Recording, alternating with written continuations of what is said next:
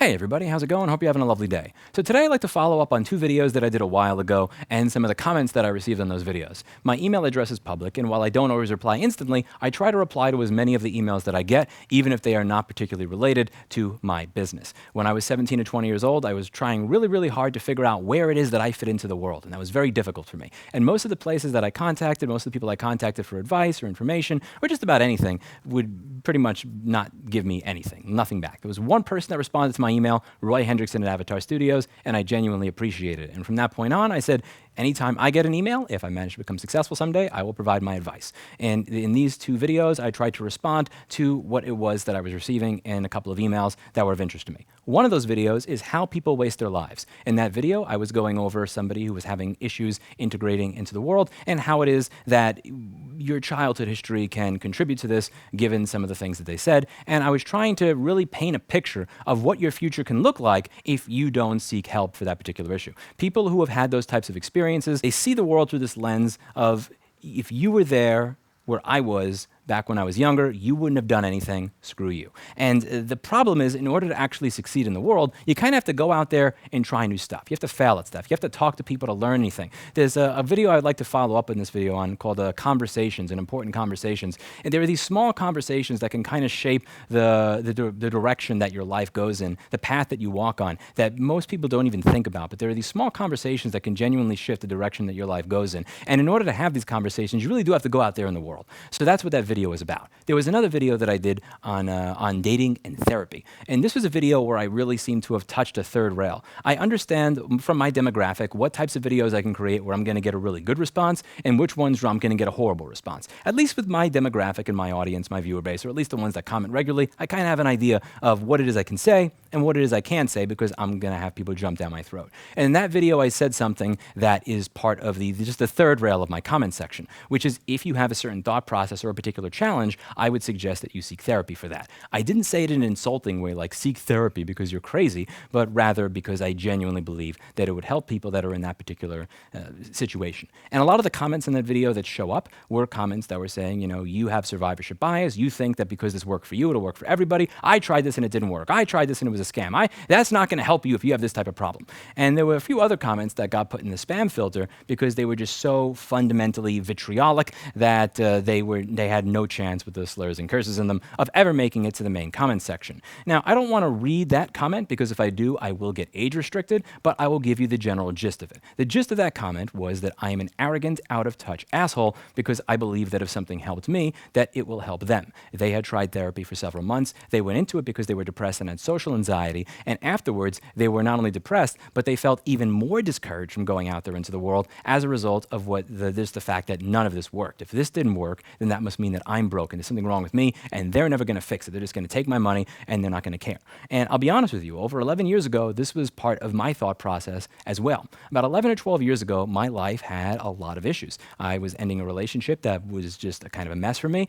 I had a family member that had committed suicide. My repair shop had two shops, not one, and one of them was failing. And my first shop wasn't doing as well as it should have been doing. And I had a supply company that was, honestly, should have been ended 2 years prior. I destroyed that in 2011. I was kind of letting this thing just drag on, even though I shouldn't, because I didn't have the courage to admit that I destroyed something that could have been successful. And there were a lot of issues that I had, so I thought it would make sense to see a therapist. I see a therapist, and it's about $150 an hour. This person doesn't really listen. They don't give good advice. It's a lot of, how did that make you feel? And then he starts asking me about Windows 8 audio drivers. He upgraded from Windows 7 to Windows 8. He heard what I did for a living, and he thought that what I would like to do for $150 an hour when I'm paying that is help you with your audio drivers. He would doodle in a notepad, and I thought he was writing down notes. When I went to the restroom, I looked over at the notepad, and he was just drawing random stuff. This was a horrible experience that I had spent about $750 on over the course of 5 sessions. About a year later, I wound up talking about this experience with a friend of mine who looked at me after I talked about the experience and how it was kind of useless for me, how it wasn't helpful, and said, "It seems like you value yourself less than an Apple product." You think broken MacBooks have more value than you. Now, this is somebody who was a really good friend, so I was surprised to hear her say this. We usually talk to each other very respectfully, and we're usually very helpful with each other's problems. We're active listeners, and we care to make the other person's life better through listening, and only if the person asks, providing advice. This was something that really hurt. If you've not watched my channel, if you're a new subscriber, you may not understand why that is an insult to the degree that it is. For those of you who have been subscribers for a long time, have seen my videos in Apple engineering, how they build their products, all the design flaws, you might understand why that, let's just be real, those are fighting words if you say that to me. And she followed on and she said, okay, let me spell it out for you. How many employees have you tried in the past 5 months to find Steve? And I said, I tried 5 different people. I remember it was Jason, Pedro, Badesh, Sonny, then Steve. This was over like a 3 or 4 month time period. And then she says, how many therapists have you tried over the last 18 months? And I said, 1. And I said, why did you fire everybody before Steve? And I remember saying, Jason never plugged in the keyboard wire and putting a motherboard back in. Badesh soldered a 20 gauge wire to a flex cable after he tore the antenna on something on an iPad 2, and then he thought it was okay that stick out of the device. Sonny would watch YouTube all day. No offense, love you, Sonny, but no thanks. Great friend, amazing friend, shit employee. Great shop owner too. His business does way better than mine. Amazing business owner, amazing friend. Shit employee. And I don't even remember what it was with Pedro. The problem with this that she pointed out was that when one of these employees didn't work, I was willing to try another one. When that employee didn't work, I tried another one. When that employee couldn't fix things, I tried another one. Over the course of that 5 months, I spent something like $10,000 to $15,000 on the salaries of these employees that were not actually able to do the job and fix things properly. So what does that mean? This means I valued broken MacBooks more than myself because I was willing to try 5 different people and spend over $10,000 to find somebody who could fix a MacBook properly. But when it came to somebody to actually help me out with something, my budget was not $10,000. My budget was $750. And once that was done, I didn't try again. I tried 1 therapist over the course of 18 months, but I tried 5 employees over the course of about 4 months. That means that I care more about MacBooks working again. I care more about Apple products than I do myself. Now, I know somebody that said many times, I don't believe people change. I believe they modify their behavior. They don't change, they modify behavior. Let me tell you something. When one of your best friends explains to you in a rational and logical way how it is that you treat Apple products better than yourself, you change. You change. This meant something to me. And one of the things that I do anytime I see comments that are really vitriolic, that comment, again, not going to read it just because it will get my video age restricted, lots of insults in it, is I try to look and see if they regularly leave bad comments or if this is somebody who's always been constructive but on this video left a horrible comment. If they always leave bad comments, I just don't take it to heart. But if it's somebody who's left very constructive comments for the past 4 or 5 years, and on this video, I just hit the wrong nerve, maybe I said something that was out of touch. So I clicked onto their profile to get the username, and I noticed that this is somebody who's kind of a car connoisseur. He's not a large YouTuber. He has about 2 or 4 subscribers, probably just a couple of friends or family members. He was going over his process that he uses to decide what the next vehicle is that he's going to get. What vehicle does he want? How does he go through the process? How does he try them all out? And over the course of about a year, he tried something like 3 different vehicles. So what I did here is I clicked a little checkbox to take his comment out of spam, and I asked him, how many therapists have you tried? And he actually responded to me without cursing me out. He said, I tried 1. And then I asked him, how many cars have you tried over the past 6 months to find a car that you like? And then he said, F you. What is my point here?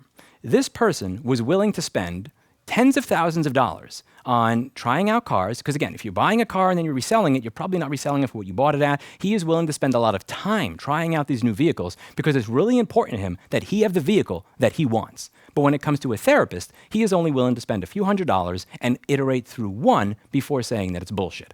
99% of the comments in that video, I guarantee you, where they're talking about how therapy is bad, are from people that have tried a single therapist a couple of times. I also bet you that 99% of the people in that video that were talking about that are more than happy to iterate through 4 different smartphones to find the one that they like, 3 different Linux distributions to find the one that they like, 5 different CPU coolers to find the one that works for them. But when it comes to their own personal mental health, God forbid I put in any fucking effort for myself.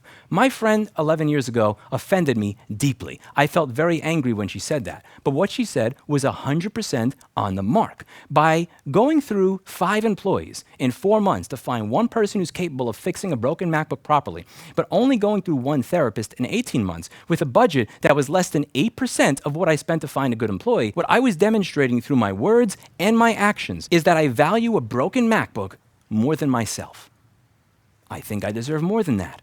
And I do. A lot of people that I know that say that it is not worth it to try that out are people who are more than happy to try out 80 different restaurants to figure out which one they like and spend thousands of dollars doing it. There are people that are happy to iterate through different cars, different smartphones, different CPU coolers. They are willing to invest in all these areas of their life to figure out what the right product is for them. But God forbid they do that when it comes to their own mental health or themselves.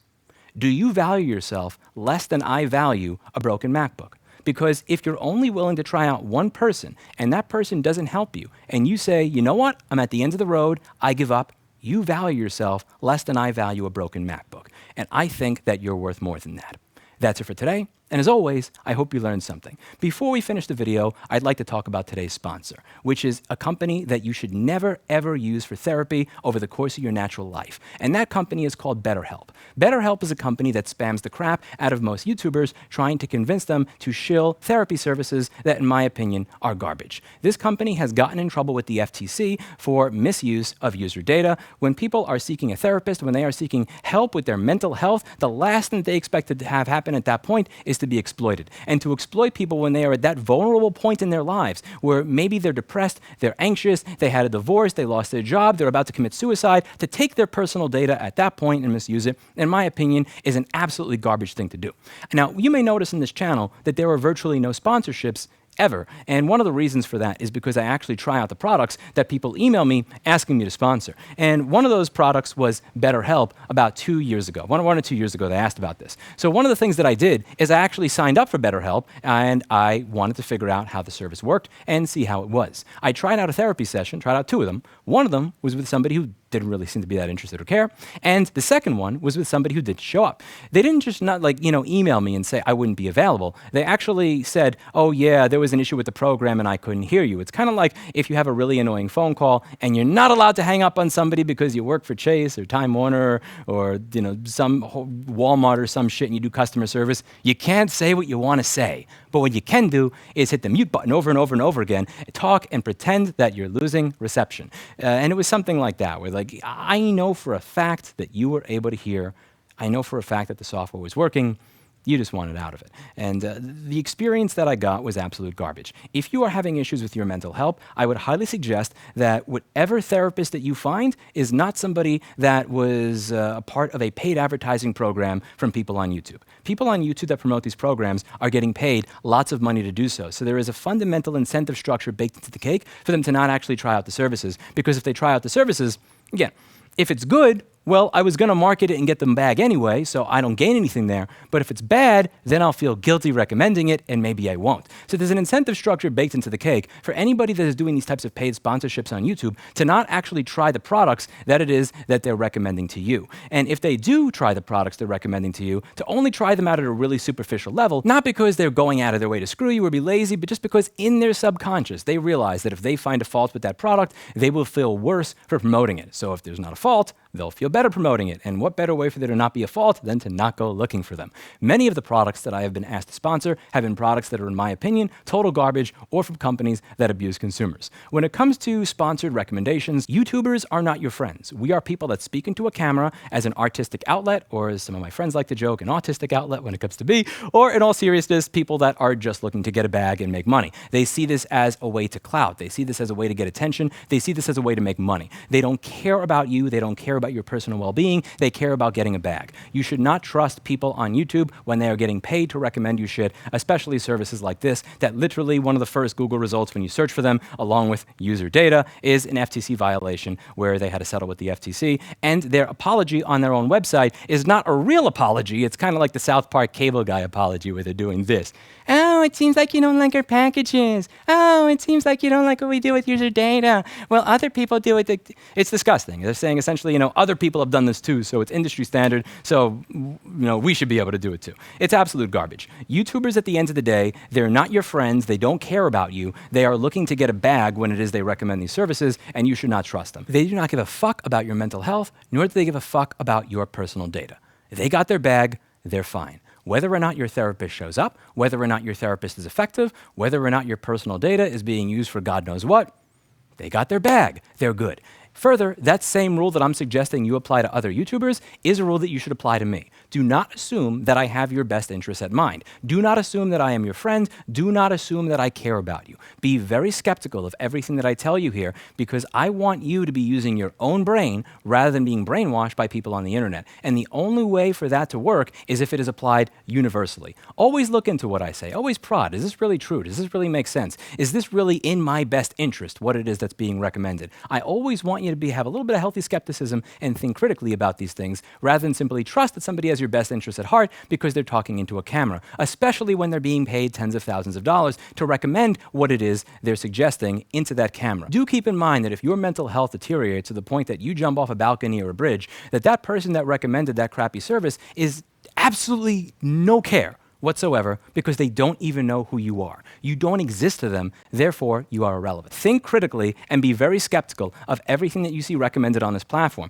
because many of the things that get recommended on this platform are things that people are financially motivated to recommend, whether it's because they know that they are going to get paid from an advertiser for it, or not even get paid from an advertiser, but they're just going to wind up with a higher view count and a higher engagement rate if they talk about a particular product, service, or thing that is popular at that point in time. Always do your own research. Always look into these things, and always be skeptical before you give your money to people like that, especially when it comes to your mental health. Your mental health is one of the most important things in the world. You cannot have physical health, you cannot have relationship health, you cannot have emotional health, you cannot have a good career, you cannot have a good life if your brain is not in the right place. And if you trust your mental health to companies like this, it's not going to be a good look for you. Just because there are companies out there like BetterHelp does not mean the entire therapy industry is a scam. And at the end of the day, I firmly believe that the reason that so many people only try out one person and give up is because they want to be able to say that they tried, but they want to reinforce their own pre-existing notion that all that stuff's bullshit. Because the real hard truth is that finding a good person, finding a good therapist, and actually doing all the work that they give you is genuinely difficult. It is hard. It requires a lot of self-introspection. It requires being vulnerable. It requires doing stuff that you feel scared of doing. It requires doing things that you may feel stupid doing. It requires fighting with your own identity and parts of your own identity, and that stuff is very, very difficult. It is very easy to look along the landscape and say, well, that company is a scam. See, therapy is a scam. In the repair industry, you also have companies that reflow dead graphics chips and have a 30-day warranty on their repairs, claiming that that is a fix. There are people in the repair industry that will use some stupid machine like Staples TechDry to dry out your phone, charge you money whether or not it works, and worst of all, will not warranty it when the corrosion on your phone causes it to die 45 days later. There are many, many scams in many, many industries, but that does not mean that it is not worth the time to find somebody who is good. The same way that there are many people that I have hired that have sucked, for every 20 people I hire that suck, there's one Chris, there's one Steve, there's one Dan, there's one Orhan, there's one Kevin, there's one Patrick. For every 1,000 shitty people, there'll be one of them. But I am more than happy to go through 1,000 people that are bad at their job to find the one that is good. And I highly suggest that when it comes to your own mental health, you be willing to put the exact same standard into that you do into every other aspect of your life. That's it for today, and as always, I hope you learned something. I'll see you all in the next video. Bye now.